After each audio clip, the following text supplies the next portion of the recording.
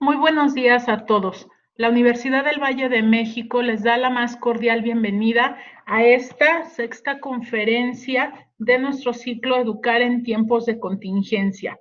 La conferencia del día de hoy se intitula Trabajo colaborativo a través de la herramienta Google Eat, que será impartida por la doctora Sandra Flores Basulto. La doctora es maestra en Ciencias de la Educación y doctora en Ciencias Sociales por la Universidad del Estado de Hidalgo. Tiene un diplomado en habilidades docentes y diplomado en atención y prevención de la violencia de género y salud mental. Realizó su estancia doctoral en investigación en España y cuenta con certificaciones de conocer en tecnologías de la información, metodología de la investigación y es evaluadora de diferentes publicaciones y artículos de investigación. Ha participado en la publicación de capítulos, libros y dictaminadora en congresos nacionales e internacionales y actualmente es docente de la Rectoría Online de la Universidad del Valle de México y hace 2 años fue ganadora del segundo lugar del premio David A. Wilson en innovación educativa. Y bueno, el tema del día de hoy, trabajo colaborativo a través de las herramientas de Google Eat, nos hace reflexionar en términos del proceso educativo que estamos llevando actualmente usando tecnologías de la información. Y esto supone no solo pensar en la incorporación de las herramientas como diapositivas, videos, cuestionarios o exámenes en línea, nos lleva a pensar en retos diferentes. Asumir este reto del trabajo en línea supone una nueva concepción antropológica, un nuevo etos de aprendizaje, una nueva ecología en la que nos estamos haciendo inmersos. La concepción antropológica del estudiante que aprende, así como estas nuevas formas de relación que establecemos y que debemos propiciar entre los estudiantes. Para seleccionar las herramientas, es necesario tener presente cuál es el fin y cuál es el proceso cognitivo que queremos desarrollar con nuestro grupo. Al igual que en una clase presencial, cuando tomamos decisiones docentes para elegir el momento en el cual usamos las diapositivas o el pizarrón, en las plataformas virtuales debemos considerar la herramienta a seleccionar de acuerdo a este nivel cognitivo y las relaciones de aprendizaje. Para elegir una herramienta debemos considerar, entre otros criterios, la eficiencia, la eficacia, la conexión de la red y la capacidad de autoprogramarse, entre otros. Con estas ideas presentes, escucharemos la conferencia que nos ha preparado nuestra compañera, la doctora Sandra Flor Canales Basulto. Doctora, bienvenida y muchísimas gracias por esta charla a la cual nos vas a llevar. Al contrario, maestra Leti, muchísimas gracias por la invitación a estas conferencias, que bueno, yo espero que sea de utilidad para todos, y pues muchas gracias por acompañarnos el día de hoy. Voy a retirar la cámara para poder hacer uso de la herramienta y poder también compartir pantalla en algún momento dado. Gracias a todos y bienvenidos. Pues bien, vamos a comenzar entonces con esta breve charla, como ha comentado la maestra Leti, a modo de que vayamos conociendo un poquito más lo que implica el trabajo colaborativo. Casi siempre hablamos de que debemos de participar en equipo, que debemos de generar muchos resultados en conjunto, pero ¿qué pasa con ello? ¿De dónde viene todo esto? Para ello, el contenido del día de hoy será hablar básicamente del objetivo que tenemos en esta conferencia, hablar un poquito sobre los pilares de la educación que nos plantea la UNESCO, que es ahí de donde se da como mayor formalidad a este trabajo colaborativo, hablar del aprendizaje en general, de los tipos de aprendizaje y finalmente lo que tiene que ver con el aprendizaje colaborativo, que ese es al que pretendo yo llegar el día de hoy, y para ello utilizar una herramienta que es la herramienta de Google Meet. En ese sentido, ¿por qué hablar de esta de este aprendizaje colaborativo? Pues bueno, la idea del día de hoy es justamente el poder compartir algunos aportes que considero son básicos, sobre todo para que desarrollemos en los estudiantes esta importancia o esta sensibilización del aprendizaje colaborativo. A veces hablamos les decimos a los estudiantes, recuerden que hay que trabajar en equipo, recuerden que hay que hacer, pero si ellos no ven con el ejemplo qué es lo que nosotros podemos ir haciendo o no tienen las herramientas para ello, pues sí resulta un poco complicado en ese sentido. Y bueno, aquí solo daremos a conocer una de las herramientas que podemos utilizar. Esto a modo de si nosotros vamos retomando algunos aportes que ya hemos tenido desde la semana anterior con las diferentes conferencias, por ejemplo, ya veíamos en la última conferencia con la maestra, teníamos sobre las emociones en las redes sociales, cómo podemos ir usándolo. Pero bueno, es una forma de inmiscuirnos en esta competencia, en este saber que es importante ir desarrollando. ¿Por qué hablar de los pilares de la educación que plantea la UNESCO? Aquí, básicamente, la UNESCO nos está planteando estos 4 pilares muy importantes. El primero de ellos es aprender a ser, aprender a convivir, aprender a ser y aprender a conocer. Básicamente, los reduce en estos 4 primeros pilares. ¿Pero qué implica cada uno de ellos? Si, por ejemplo, nosotros hablamos del aprender a conocer, ¿qué implica? Trabajar sobre todas aquellas competencias, aquellos conocimientos que tengan que ver justamente con el comprender el entorno en el cual estamos inmersos, el poderlo describir e incluso todavía el que nosotros podamos aprender sobre esa manera como nosotros vamos aprendiendo. Parece como un juego de palabras, pero ¿qué pasa? Es un poco cuestionarse sobre la manera como nosotros vamos aprendiendo y cómo podemos ir aprovechando nuestro entorno justamente para este tipo de aprendizaje. Segundo pilar, aprender a hacer. ¿Qué implica? El poder trabajar sobre ciertas capacidades que tienen nuestros estudiantes o incluso nosotros mismos, sobre qué podemos hacer, cómo lo podemos hacer, y de ahí tenemos entonces el uso de esta tecnología. Recordando que la palabra tecnología implica el aprender diferentes cosas, el diseñar diferentes mecanismos para poder aprender y poder hacer de nuestro entorno, digamos, un lugar más sencillo, un lugar en el que podamos trabajar y en el que nosotros nos podamos ir facilitando nuestro trabajo. Eso es la tecnología. De ahí que por eso, por ejemplo, ahora tenemos esta tecnología digital, de la cual también ya hemos hablado desde la semana anterior con las diferentes conferencias, en donde a partir de esta tecnología digital podemos facilitarnos nuestro quehacer como estudiantes y como docentes, sobre todo en el ámbito educativo. Y al final estamos hablando de comportamiento. Ya les comentaba la maestra Leti, yo soy psicóloga de formación, entonces de alguna manera esta disciplina ha intervenido en mi diferente proceso formativo a modo de que el comportamiento sigue estando vigente. Siempre vamos a revisar comportamiento, siempre lo vamos a poder trabajar, analizar. Eso tiene que ver entonces con este pilar del saber hacer. Otro pilar, el saber ser. ¿Qué implica? Bueno, aquí ya estamos contemplando a esta conformación que va teniendo el sujeto, todo el desarrollo global que va teniendo, toda su infancia, todo el aprendizaje previo que lo va constituyendo, el aprendizaje mismo que va teniendo de todo su ambiente, de todo su medio en el cual se desenvuelve, pero algo muy importante, aquí, este ser, el que se conozca, que sepa cuáles son sus conocimientos, cuáles son sus habilidades, cuáles son sus destrezas.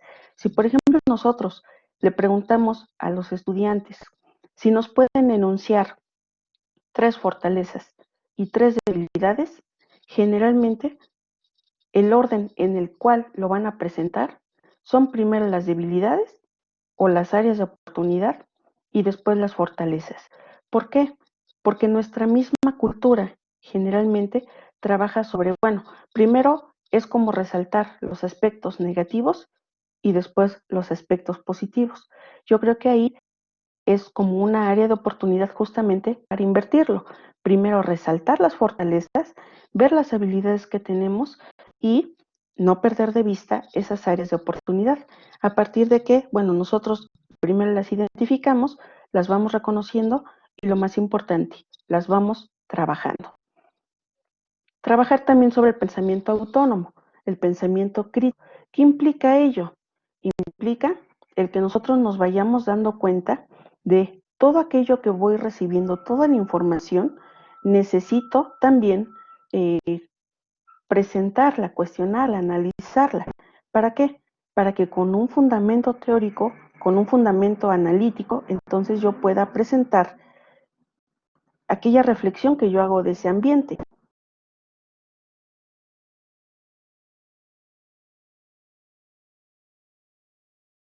Y finalmente, la toma de decisiones. Esto parece muy sencillo. Sin embargo, con un ejemplo que yo creo a todos nos ha pasado, incluso como papás, como mamás, o a lo mejor lo hemos visto, es algo que nosotros no lo hemos trabajado y nos hace falta mucho por trabajar.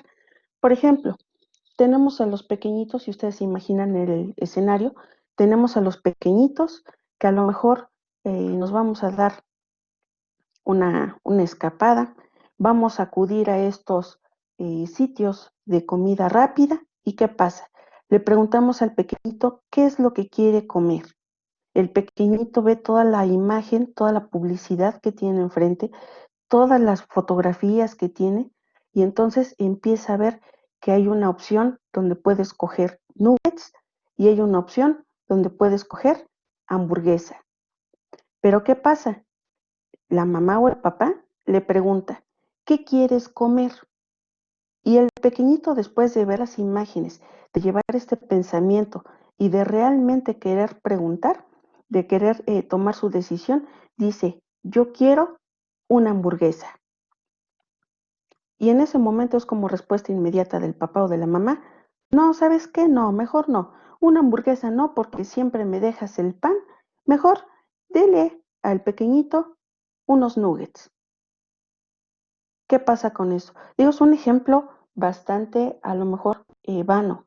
Pero ¿qué pasa? Nosotros, con eso, nosotros le estamos diciendo al pequeñito que, bueno, le preguntamos qué opina. Incluso lleva todo su proceso y él decide. ¿Cuál es el error? Que no respetamos esa decisión. El mensaje que nosotros le estamos dando al pequeñito es, bueno, entonces, ¿para qué me preguntas qué quiero si al final no consideras lo que yo estoy decidiendo y me vas a dar lo que tú has decidido por mí? Así pasa en la escuela. También no le damos oportunidad a los estudiantes a tomar sus decisiones. De ahí que entonces también hay que trabajarlo. Y el último pilar, el saber convivir. ¿Qué implica el saber convivir? Llevar a cabo una participación en común. El descubrir que hay un otro aquí enfrente de mí, a un lado. ¿Qué implica? Desarrollar esta capacidad de empatía. ¿Qué es la empatía? Ponerme en su lugar, tratar de entenderlo, no quedarme con sus problemas, no asumir su situación, digamos, personal como propia, sino es tratar de entender la visión del mundo que tiene el otro. Eso es la empatía. Y finalmente, pues comprender que estamos en un mundo de una gran diversidad y que eso implica también de alguna manera el llevar a cabo esta interdependencia, el poder trabajar con el otro, el poder comprenderlo, el poder entenderlo. Eso en cuanto a los pilares. Ahora, si nosotros lo vamos aterrizando, vamos viendo entonces que el aprendizaje es un proceso a través del cual el ser humano puede adquirir o puede modificar sus habilidades, sus destrezas, sus conocimientos, sus conductas, pero todo esto a partir de que va teniendo una experiencia directa, a partir de que va estudiando ese ambiente donde se desenvuelve, a partir de que va observando todos los elementos que en él inciden, que los va razonando, que a lo mejor de alguna manera va tomando ciertas instrucciones, etcétera. ¿Qué implica entonces el aprendizaje? Pues es el proceso de formar una experiencia y de adaptarla. ¿Para qué? Para futuras ocasiones, es decir, para que él mismo vaya tomando esas decisiones en situaciones similares que pudieran presentarse. Y de ahí que entonces tenemos muchos tipos de aprendizaje. Podemos tener desde el aprendizaje significativo, el aprendizaje implícito, el aprendizaje receptivo, el aprendizaje por descubrimiento, experiencial, observacional, etcétera. Sin embargo, en esta ocasión en el cual nos vamos a enfocar es el aprendizaje colaborativo. Este aprendizaje colaborativo implica que nosotros podamos utilizar ciertos grupos pequeños en nuestro grupo asignado, en nuestra aula. No importa si estoy hablando de un tipo de educación presencial o un tipo de educación en línea. Ya hacía mención a modo de introducción la maestra Leticia en cuanto a esta situación en la cual estamos viviendo. Este tipo de aprendizaje que estamos llevando a cabo ahora es el aprendizaje adaptativo. ¿Por qué? Porque justamente nosotros vamos a adaptarnos a las condiciones que tenemos en nuestro entorno. De ahí que entonces si yo quiero trabajar en línea, que es la modalidad que actualmente el sistema educativo está trabajando, puedo trabajarlo también de manera colaborativa. Puedo también formar grupos pequeños en donde estos estudiantes puedan trabajar juntos. No implica que se citen o no implica que acudan de manera física a un sitio. Lo podemos hacer de manera en línea, también de manera virtual. De tal manera que nosotros con ello podemos obtener mejores resultados tanto en lo individual como en conjunto. ¿Qué implica? Pues también un juego de roles. Habrá alguien que tomará el papel de líder, habrá alguien que tomará un papel más crítico, uno que busque quizá la información y que de alguna manera, según esas habilidades o esas destrezas que cada uno va teniendo, pues se van a dar cuenta de ese rol que pueden ir desempeñando. Eso implica entonces también propiciar ciertas habilidades de comunicación, intercambiar ciertas experiencias y esto a modo de que exista una integración grupal, que haya una motivación, que incluso haya un trabajo o un ejercicio de coevaluación a partir de darme cuenta de, bueno, qué tanto yo estoy aportando a mi equipo y qué tanto están aportando los demás. ¿Cuáles son los beneficios de este trabajo colaborativo? Pues por un lado, combate la ansiedad. Ahora tenemos que poner atención también en esta situación que están viviendo nuestros estudiantes. Es un ambiente que quizá desconocen. No tenemos las herramientas. No le brindo a lo mejor el acompañamiento que el mismo estudiante esté esperando. Es algo nuevo para él. ¿Qué necesitamos? Pues brindarle las herramientas para que él pueda disminuir esa ansiedad. ¿Cómo la hace? Si nosotros lo combinamos con otros compañeros, con otros estudiantes, van a reducir esa ansiedad, de tal manera que la idea es que nosotros los vayamos monitoreando, que estemos cerca de ellos. Permite optimizar la enseñanza también, a partir de que se trabajan todas estas habilidades que ya había mencionado previamente. Les desarrolla cierta independencia. ¿Por qué? Porque ahora no están esperando, a lo mejor en la función del docente, no están esperando que el docente les indique qué es lo que tiene que hacer. Ellos deben de ir tomando sus decisiones. Tendrán una serie de lineamientos, de instrucciones, de cómo hacer una actividad. Sin embargo, ellos al final van a decidir qué opción van a utilizar, qué herramienta, qué imagen, qué texto. Todo eso lo irán implementando ellos. Habrá también entonces una responsabilidad individual. Al verse cada uno como ciertos elementos de este engranaje, el darse cuenta que cada una de sus habilidades aporta en mucho al resultado común y también contribuye de alguna manera a esta interdependencia positiva.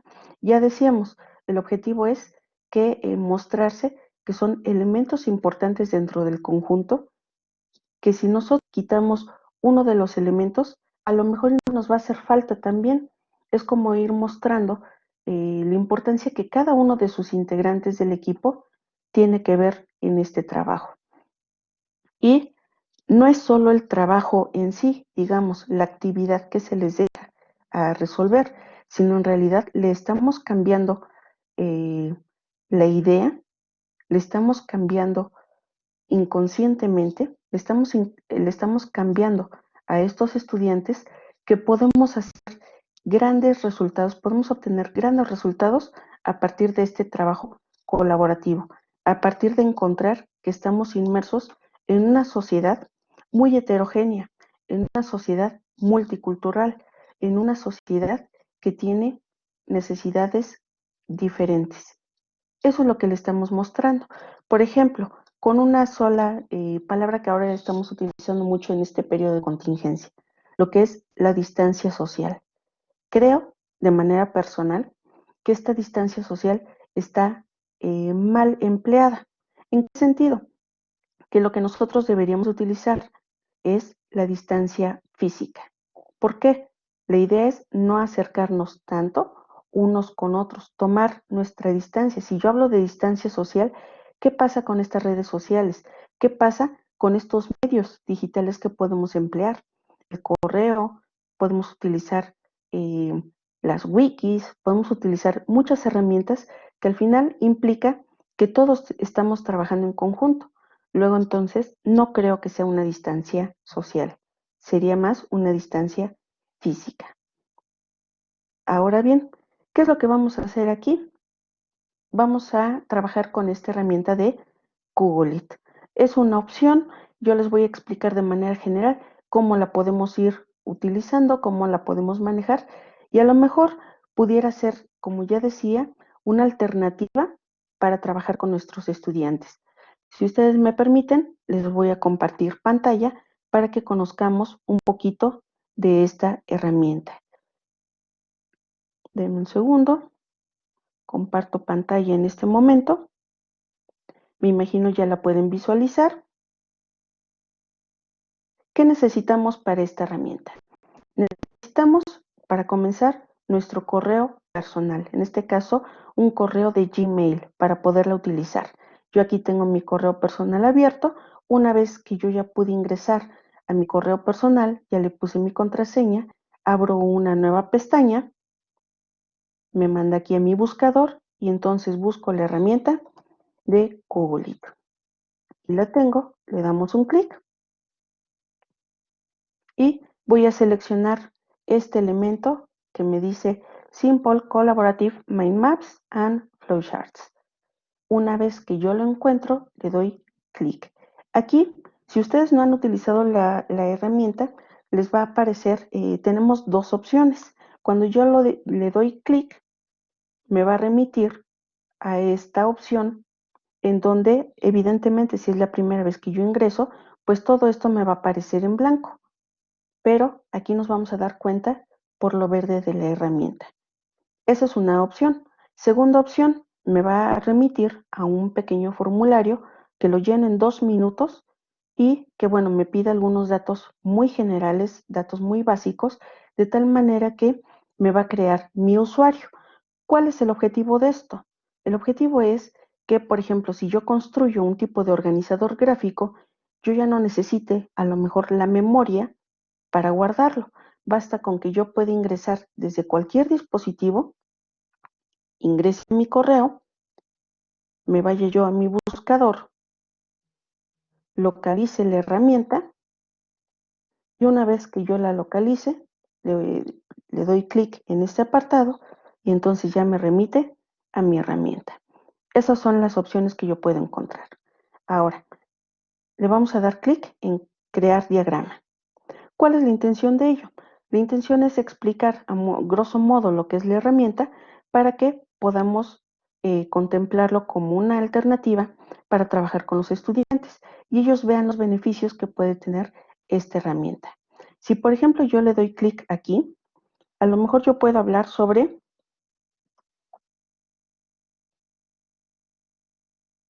vamos a ponerle aquí simplemente COVID-19. Le damos un clic afuera. Si ustedes observan, si yo hago esto desde un procesador de textos como es Word, Pues tengo que insertar el cuadro de texto, colocar mi texto, ajustar tamaño, y es una serie de elementos que me pueden ir demorando un poco.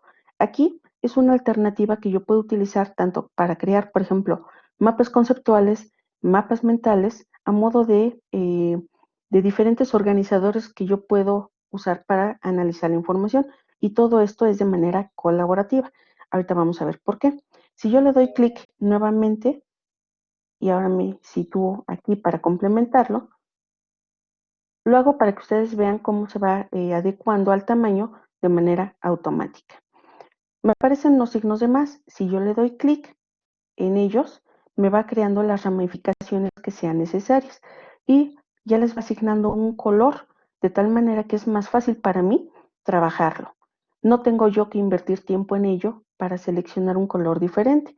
Y yo, por ejemplo, puedo escribir aquí, a lo mejor, definición. Acá le podemos poner algunas causas. Acá le podemos poner estadísticas. Acá le podemos poner lo que son prevención. Si ustedes observan, en cada una de estas ramificaciones, el texto ya aparece en el mismo color, de tal manera que es una forma para identificarlo con mayor facilidad y que no vaya a haber algún tipo de confusión. Incluso yo puedo crearle ramificaciones y me aparecen también del mismo color, a modo de que sea más fácil para mí identificarlo.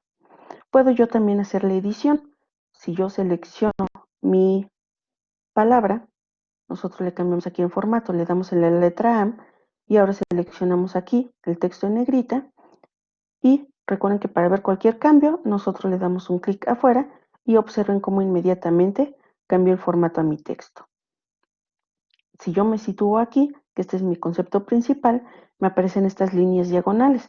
Entonces yo puedo cambiar el tamaño de mi fuente a modo de hacerlo más atractivo. Y lo importante es que no invierto tanto tiempo en ello. Ahora, por ejemplo, nos vamos en esta, la seleccionamos, le damos aquí en el formato y texto en cursiva. Le damos un clic afuera y observen cómo ya va cambiando el formato. ¿Qué es lo interesante aquí? Este último elemento, vamos a ver aquí causas, y yo puedo colocar imágenes. Abro una nueva pestaña, me voy a imágenes y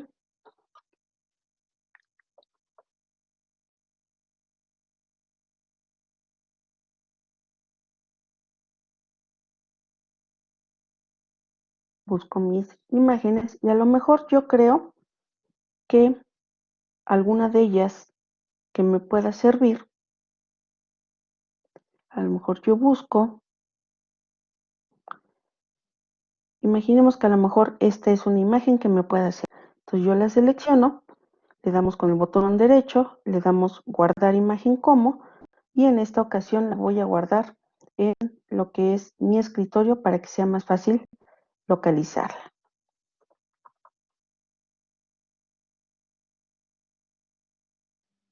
Ahora bien, si me regreso a mi herramienta, estoy aquí, le vamos a dar en subir imagen y voy a buscarla en mi escritorio. Aquí ya la tengo, causas, la selecciono y le damos abrir. Si nosotros observamos, tenemos aquí todos estos elementos de que lo ha adjuntado. ¿Cómo lo observo? Le doy clic afuera y si ustedes observan, aquí ya tengo lo que es mi imagen.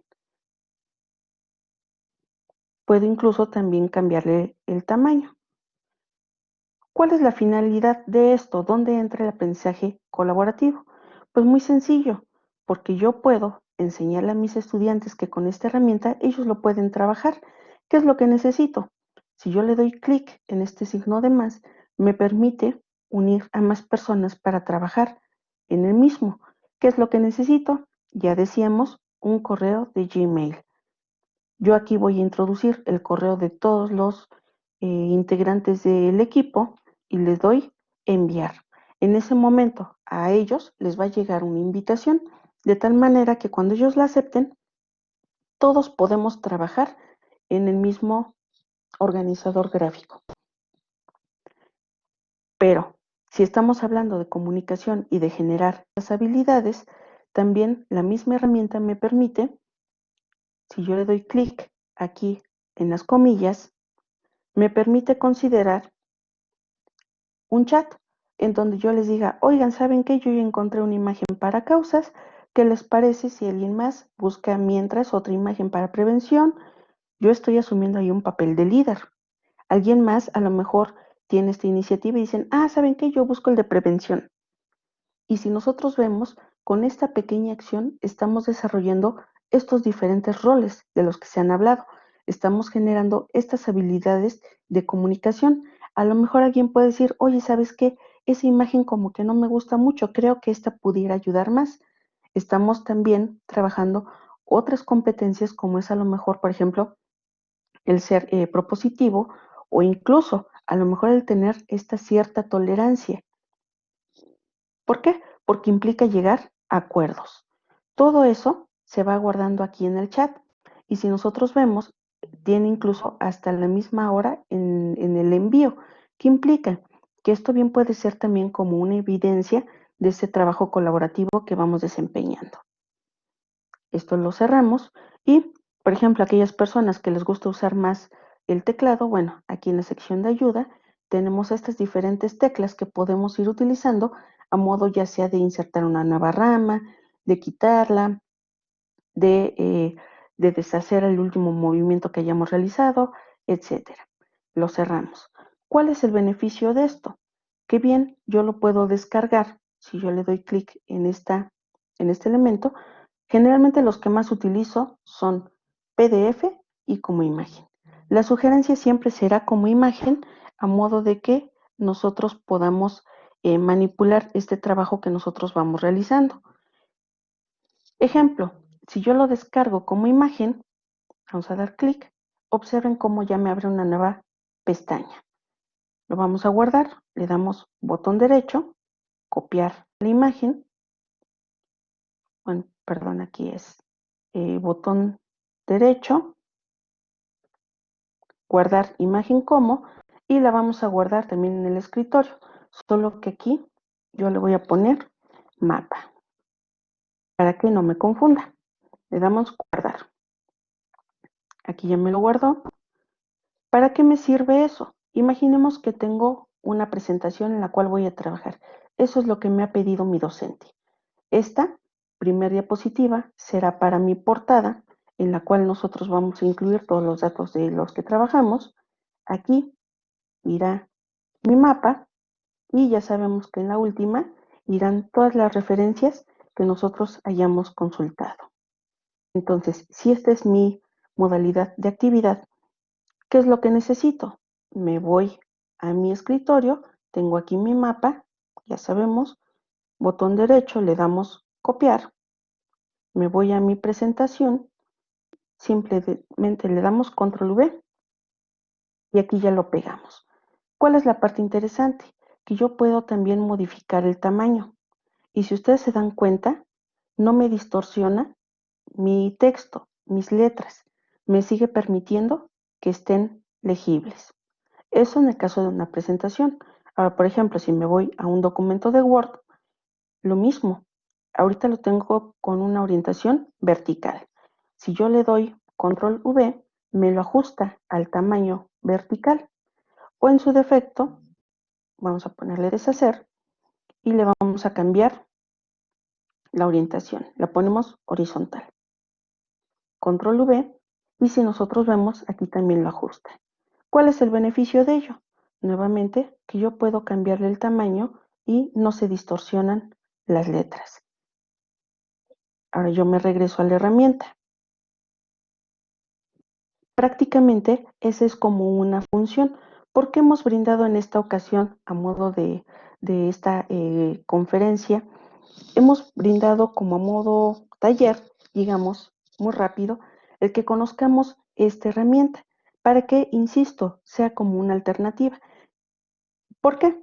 Porque nosotros, cuando estamos trabajando con el estudiante, es importante que nosotros le pidamos qué es lo que estamos esperando de él, pero no solo eso, sino también el poderle brindar las herramientas de cómo puede hacer las cosas, a modo de que él, bueno, si conoce o si él se da cuenta que nosotros conocemos de lo que estamos hablando, es en cierta forma como predicar con el ejemplo.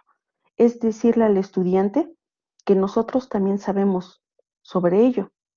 Ya decía uno de nuestros conferencistas en la semana anterior que pues estamos trabajando con estos contenidos de alguna manera que tienen que ver con estas formas de enseñanza quizá que corresponden al siglo XIX, con personas, con ideas, con contenidos del siglo XX, pero con los estudiantes que ya están con una mayor exigencia, con nuevas necesidades de un siglo XXI. ¿Qué implica? Realmente necesitamos actualizarnos, necesitamos conocer de estas herramientas. Y bueno, justamente el día de hoy, la intención es el conocer solo una de las muchas herramientas que podemos ir trabajando a modo de ir desarrollando este trabajo colaborativo. ¿Cuál es el beneficio de esto? Que si, por ejemplo, a lo mejor yo ya no tuviera más tiempo para trabajar en este momento, ¿qué es lo que pasa con algunos de los programas?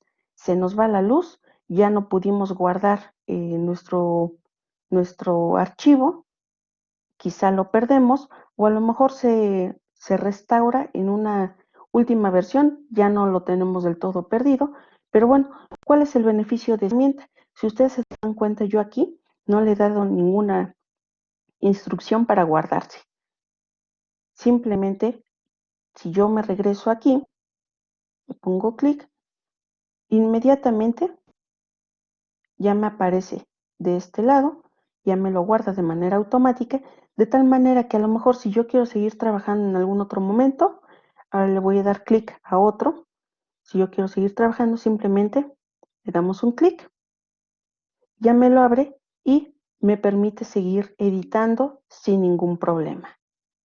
Es una herramienta gratuita, es una herramienta que me permite trabajar de manera relativamente sencilla. Digo, ahorita lo único que he hecho es explicar de manera general lo que me permite la herramienta.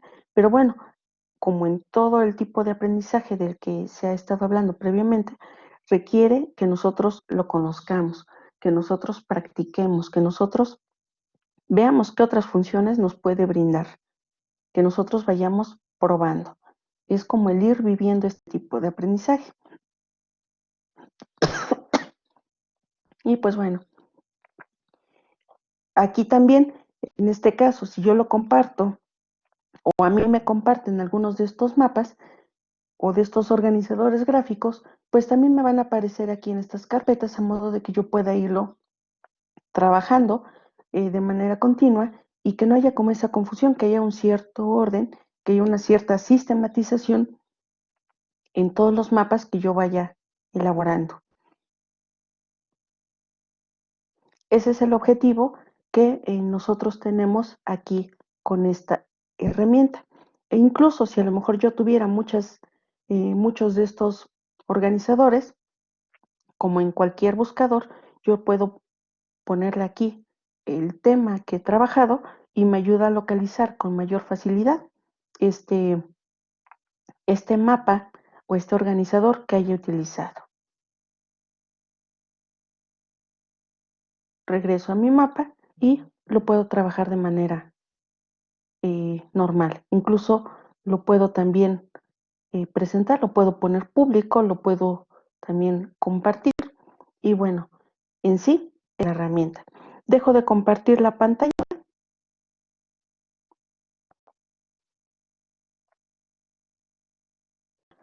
y regreso entonces aquí a la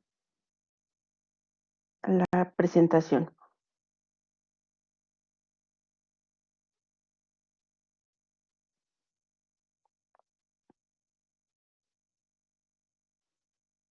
Entonces, si yo retomo, por ejemplo, los beneficios que ya les hacía mención, prácticamente estos beneficios los podemos ir observando el trabajo que se va realizando justamente con esta herramienta.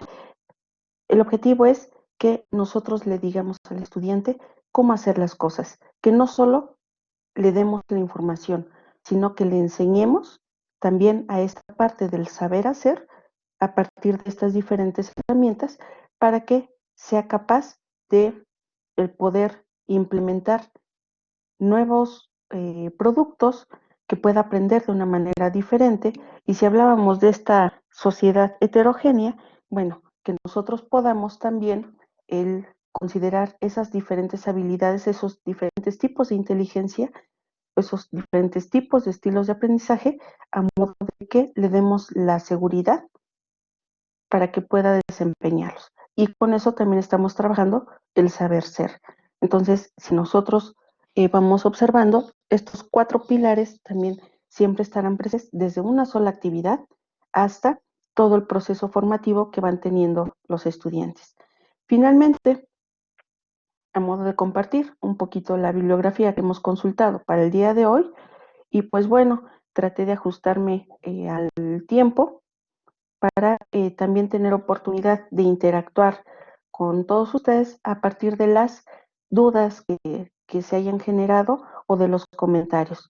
Les comparto mis datos, mi correo, sandra.canales@vnet.edu. Muchas gracias y gracias por su atención.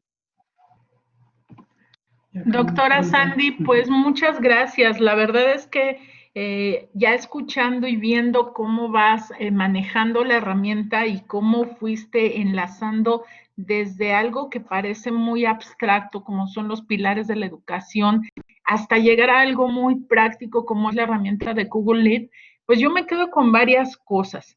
La primera, esta concepción que tú dices, la distancia social versus el trabajo colaborativo, ¿no? O sea, distanciamiento social no significa distanciamiento emocional ni distanciamiento del trabajo. Los que hemos estado en home office ya vamos por la 5ª semana, pues creo que entendemos muy bien que sí hay que cuidarnos, pero eso no significa que sigamos trabajando en equipo. Y muestra de ello han sido este ciclo de conferencias donde hemos estado en continua comunicación varios de nosotros para organizarnos, ¿no?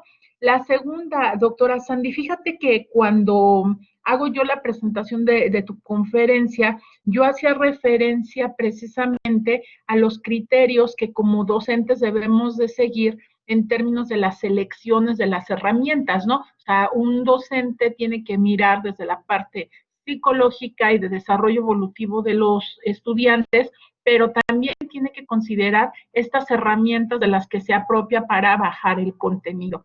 Y yo ponía este ejemplo, ¿no? O sea, yo me voy a mi salón y yo decidí si usé diapositivas, si solamente usaba el pizarrón.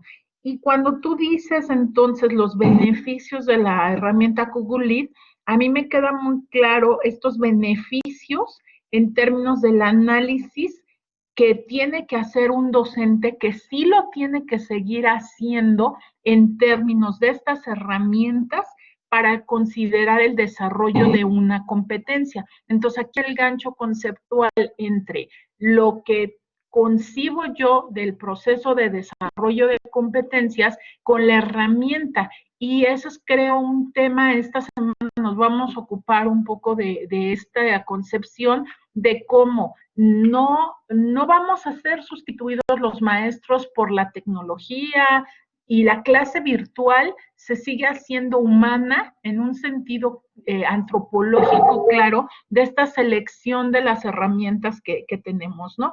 Y por otro lado, las herramientas como Google Lead, yo mencionaba por lo menos 2 o 3 criterios para la selección de la herramienta que tiene que ver con la eficacia y la eficiencia y la conexión a la red para que nuestros alumnos trabajen en conjunto. O sea, el que cada quien esté en su casa no significa que no se comuniquen y no trabajen juntos, por un lado, pero por otro lado también no significa que el docente solamente dé el contenido y se desentienda y no vuelva a interactuar con ellos, ¿no? Entonces, aquí en Google Lead estaríamos hablando de la eficiencia que tiene esta herramienta y de la conectividad que pueden establecer nuestros docentes. Digamos, yo me quedaría, doctora Sandy, con estas herramientas y bueno, con estas ideas vamos a pasar a las preguntas que te están mandando las personas que están conectadas a esta conferencia. La primera pregunta que tenemos dice, ¿cómo se comparte la herramienta para trabajar con los estudiantes en forma colaborativa? Adelante, doctora.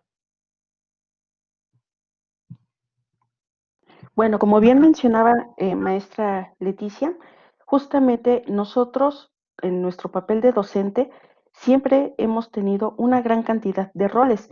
De ahí que, por ejemplo, ahora si nosotros nos vamos enfocando, pues seguimos siendo facilitadores, incluso tutores, asesores, orientadores, una gran cantidad de roles que hemos asumido a partir simplemente del decir ser docente.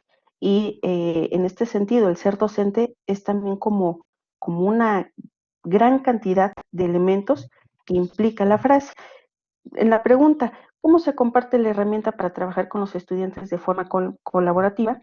Pues bien, creo que es como eh, nosotros podemos hacer desde diferentes sesiones, ya sea que utilicemos cualquier plataforma. Por ejemplo, nosotros en nuestra Universidad del Valle de México utilizamos lo que es la plataforma de Blackboard. Tenemos una opción que es como en este caso lo que estamos utilizando el día de hoy, el Blackboard Collaborate. Bien podemos crear una sesión de aula virtual, que es lo que se le llama, se les explica de manera general la herramienta o a lo mejor incluso al utilizar lo que es el correo de Gmail, bien podemos también tener el uso de lo que es Hangouts o lo que es en este caso el Meet. Y eso nos permite brindarle a los estudiantes como una forma de acercarlos a esta herramienta de manera síncrona. A lo mejor de manera asíncrona, bien podríamos hacer un pequeño tutorial donde les vamos explicando los principales pasos y a lo mejor se los podemos compartir a manera de video en estas plataformas, en estos canales de video como es YouTube, y podemos también ir diversificando la forma como les estamos dando a conocer ciertas estrategias. Entonces yo creo que es como buscar la forma de hacerles llegar la herramienta de tal manera que pues sea más atractivo para ellos. Si les ponemos simplemente a lo mejor una presentación sencilla en donde no tenga ni transiciones, no tenga sonido, no tenga, y que sea, como dicen, que sea plana, difícilmente vamos a atraer la atención de nuestros estudiantes. Ellos van todavía más allá. Doctora Sandy, ¿también en Zoom aplicaría utilizar la herramienta para mostrarla? Exactamente, podemos también compartirlo desde Zoom. Sí, y te hago esta pregunta porque muchas instituciones están trabajando con Zoom, están trabajando con Google Classroom, o sea, aplicaciones diferentes, ¿no? Así es, en cualquiera de ellas lo podemos hacer. ¿Por qué? Porque nos permite compartir pantalla. Entonces, ¿qué es lo que necesitan? Generalmente un usuario. ¿Cuál es el usuario? La gran mayoría de ellos a través de correo electrónico. Muchas gracias. La siguiente pregunta que tenemos es, muchos alumnos dicen que trabajan mejor de forma individual a causa de la carga de trabajo y sus horarios. ¿Qué estrategia sugiere para motivarlos a trabajar en equipo a través de las herramientas tecnológicas? Justamente, esa es una de las razones que siempre utilizan los estudiantes. Y digo razones en el sentido de a modo de justificarlo. En este caso, por ejemplo, a modo de mecanismo de defensa, bien podríamos decir que a lo mejor es un mecanismo donde busca racionalizar. ¿Qué es lo que va a racionalizar? El hecho de decir, yo prefiero trabajar de manera individual. ¿Por qué? Porque así me ajusto solo a mi tiempo, no tengo que preguntarle al otro si está de acuerdo o no, simplemente yo decido, yo pongo y yo hago. Pero en realidad, ese es el reto, el poderles crear esta idea de cómo trabajar de manera colaborativa. ¿Qué es lo que yo hago de manera personal? Yo les platico justamente sobre estos pilares y les digo que en el caso de sus horarios no hay ningún problema, porque al final ellos pueden trabajarlo también de manera asíncrona. ¿Qué quiero decir? Si estamos trabajando con esta herramienta, yo les decía en el chat, se va guardando todo. Entonces, cuando yo ingreso, sea 1 hora después, 2 horas, o en la noche, que es cuando tengo tiempo, o en la mañanita, etcétera, todo se va guardando y queda como antecedente. Yo puedo seguir contribuyendo, no está sujeto a un tiempo en específico. Al final, siempre va a estar editable y siempre puede trabajarlo. Entonces, en ese sentido, no hay ningún problema por los horarios, porque lo puedo yo ajustar a mi tiempo. ¿Qué implica también? Bueno, implica a que me ponga de acuerdo con mis compañeros. Si, por ejemplo, yo tengo que entregar mi actividad a un cierto plazo en específico, pues evidentemente tendríamos que ajustarnos a esos tiempos que nos han señalado. ¿Cómo los podemos motivar? Enseñarles a que al final nosotros, aun cuando nos estemos formando, sea como doctores, sea como licenciados en Derecho, sea como psicólogos, sea como docentes, sea como administradores o cualquier disciplina de la que se estén formando, al final todos vamos a estar implicados en una misma sociedad, en donde nosotros lo estamos viendo en esta época. Todos ponemos nuestro granito de arena en diferentes circunstancias. Y si realmente nosotros nos vemos como un gran equipo en donde todas las disciplinas tienen que ver, de ahí que estamos trabajando lo que es la interdisciplinariedad y la transdisciplinariedad, nosotros nos daremos cuenta que al final eso poquito que yo hago realmente puede significar mucho en toda la sociedad. ¿Qué implica? Asumir un papel activo, nada más. Ser, de ahí que, por ejemplo, los trabajos, ahora que si nosotros lo pensamos, todos los trabajos nos requieren de esta tolerancia de frustración, de esta iniciativa, de este trabajo colaborativo. ¿Por qué? Porque no podemos trabajar solo de manera individual. Necesitamos trabajar de manera colaborativa. Así es como yo lo hago. Les trato de plantear desde que no es solo una actividad, sino que al final vamos a estar inmersos en una sociedad. Sí, doctora, y también aquí es importante entonces para los docentes VM que están trabajando en la plataforma Teams, también hay la posibilidad de poder utilizarla, ¿verdad? Así es, Teams también nos permite poder compartir, tener un chat, agendar citas, reuniones. Es uno de los Ok, grandes beneficios. perfecto. Tenemos otra pregunta con respecto a la operación de Google Lead. Dice que está haciendo el ejercicio al mismo tiempo que te está escuchando y escogió la opción de mapa mental. Bueno, se da cuenta de que ya no puede usar a mapa conceptual. ¿Se puede cambiar y cómo? Y gracias por la excelente herramienta. En este caso no hay ningún problema. Digamos, ¿cómo se puede cambiar? Se selecciona, cuando uno entra, selecciona o pide, brinda estas dos opciones, crear un mapa mental o un mapa conceptual. Si, por ejemplo, a lo mejor yo quería crear, como en este caso, el mapa mental y lo que quiero hacer es un mapa conceptual, yo en el mismo lienzo de trabajo que tengo, lo puedo ir haciendo, simplemente recordando las diferencias que tenemos tanto en un organizador como en otro. Digamos que es el mismo trabajo. ¿Cuál va a ser la diferencia? Que en lugar de agregar tantas imágenes que requiere el mapa mental, pues simplemente voy a utilizar más estos cuadros de texto, que son los que me permite el ir utilizando todas estas ramificaciones. Es la manera como yo lo estructure, porque en sí esta herramienta me permite hacer cualquiera de estos dos, incluso me permite hacer, por ejemplo, organigramas. Y Lo una vez importante que aquí es cómo lo usamos. y una vez que ya seleccioné la opción, puedo modificar la opción entonces. Sí, sí, no hay ningún problema. Ok, perfecto. También otra pregunta que te hacen, doctora Sandy, ¿cuántos usuarios al mismo tiempo pueden trabajar la herramienta? Hasta ahorita la herramienta ha llegado a contemplar alrededor de 8, yo lo he trabajado con de 8 a 10 personas, sin embargo, no he leído que tenga algún tipo de número. Generalmente, lo idóneo para el trabajo colaborativo es que tenga alrededor de 5 a 7 personas en los equipos, porque cuando a veces tenemos equipos muy numerosos, sabemos que siempre hay quien tiene un papel más activo y eh, siempre hay un papel más activo en este número de personas, pero si tenemos grupos mayores, puede limitarse incluso hasta los mismos privilegios que tiene la herramienta en sí. Entonces, lo aconsejable es para el trabajo colaborativo siempre entre 5 y 8 integrantes. Y ya la herramienta se ajusta justamente a ello.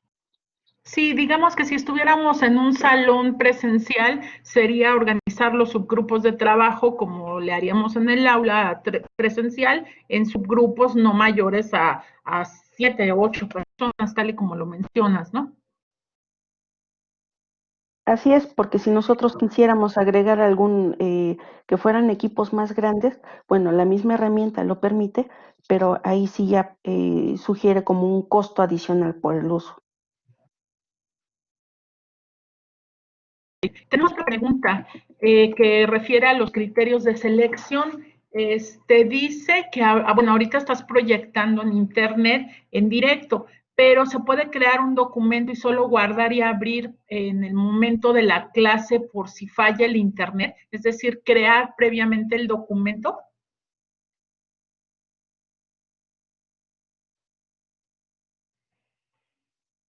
Así Doctora es, Sandy. sí, sí se puede crear, así como yo lo decía, si ustedes lo observan, yo puedo crear, puedo empezar a trabajar y al final lo puedo ir mostrando.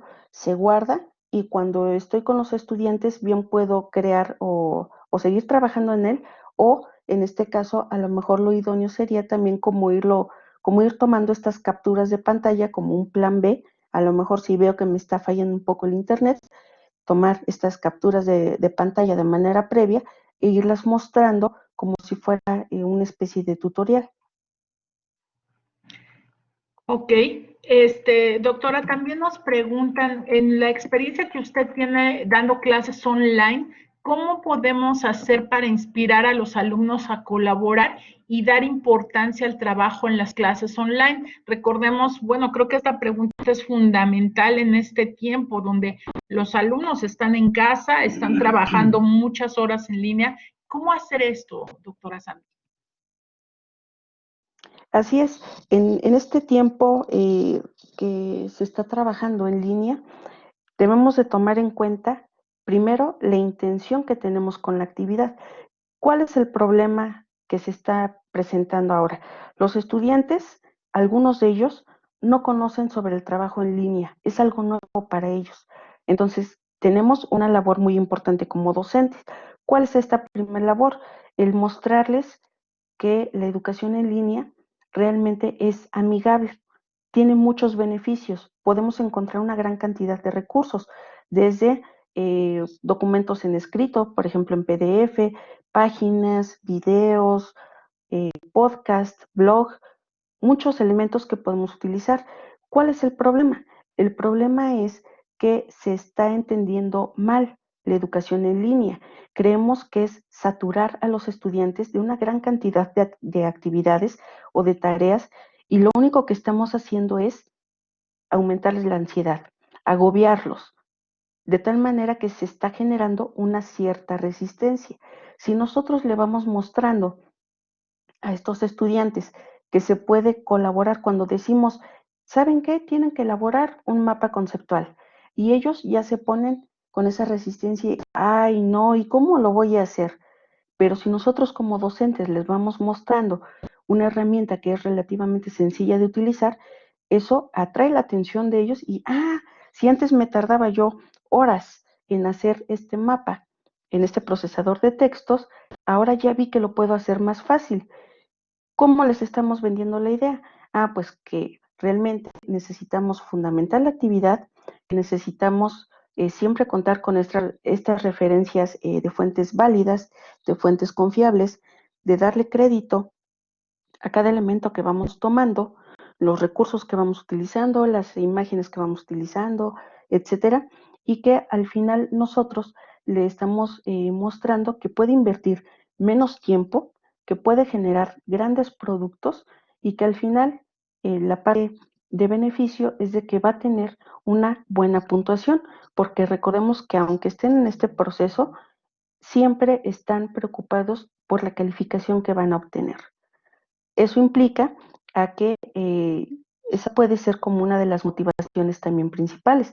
Entre más trabajo tengan, digamos, que se muestre en una actividad, no es necesario que le dejemos a lo mejor 10 actividades. En una sola podemos evaluar una gran cantidad de cosas. Pero, ¿qué implica? Yo como docente, pues soy el que está organizando, soy el director de la orquesta. Necesito contemplar todos estos elementos de manera previa, a modo de que el estudiante cuando llegue a este concierto quede maravillado de todos los recursos que puede utilizar. Creo que con Doctora ello Sandy, puede tener la importancia. muchas gracias, doctora Sandy. Pues muchísimas gracias por esta excelente herramienta. La verdad es que yo también, yo no la conocía y quiero ponerla en práctica ya como lo hicieron los escuchas que tenemos. Yo te quiero agradecer este tiempo, doctora, que has dedicado. Sabemos que ahorita estás con tus clases en línea también. Sin embargo, como siempre, solidaria en los proyectos que tenemos en la universidad. Y quiero solamente mandar unos mensajes de aviso a las personas que nos escuchan. Primero, las constancias. Las constancias estamos trabajando en ellas. Les pedimos que los que no lo han recibido, por favor, nos tengan calma. Estamos en eso. Les llegarán en esta semana o en la que sigue. La segunda, nos están preguntando sobre la incorporación a las líneas de investigación de la universidad. Aquí está la doctora Sandra. Si nos quieres decir, por favor, doctora Sandy, tu investigación, ¿cómo se intitula? Ok, yo estoy trabajando directamente sobre el aprendizaje adaptativo, como la importancia que tiene este aprendizaje adaptativo a través del uso de herramientas de analytics. Esto considerando, por ejemplo, lo que son las estadísticas, los números, los informes, que no es solo eso, sino que a partir de ello podemos tener un papel más activo a modo de hacer diagnósticos, de hacer pronósticos a lo mejor antes de que ocurran las cosas. Básicamente eso es lo que estoy trabajando. Gracias, doctora. Entonces, si alguien quiere sumarse con la doctora, compartir con ella alguna experiencia, pues bienvenidos. Aquí están los datos. Tenemos otros proyectos que estamos trabajando. Y por último, pues quiero aprovechar el tiempo y su presencia para invitarlos a nuestro 11º Congreso Nacional de Investigación, VM. Será en octubre, 5, 6 y 7 de octubre, si no mal recuerdo, la primera semana de octubre, será en Campus Monterrey. Ya está abierta la convocatoria para recibir sus trabajos. El día de mañana les damos más datos para que ustedes se puedan inscribir, y también en los formularios tenemos informes. Estamos preguntando si se quieren sumar a alguna investigación o quieren sumarse solamente a la publicación de artículos. Entonces, pues bienvenidos al Congreso Nacional en Monterrey. Y bueno, con esto damos por terminado la conferencia del día de hoy. Los esperamos mañana a las 10 de la mañana con la conferencia intitulada Relación Maestro-Estudiante para la Innovación de la Enseñanza en Tiempos de Contingencia, que impartirá el maestro Javier Ociel Flores Mendoza de Campus Monterrey Norte. Muchísimas gracias a todos. Les recordamos los formularios para su registro permanecen abiertos 10 minutos más. Doctora Sandy, muchísimas gracias. Gracias a todos y que tengan un bonito día. Gracias, maestra Leti. Gracias. Gracias, Sandy. Universidad del Valle de México, por siempre responsable de lo que se ha cultivado. Buenos días a todos.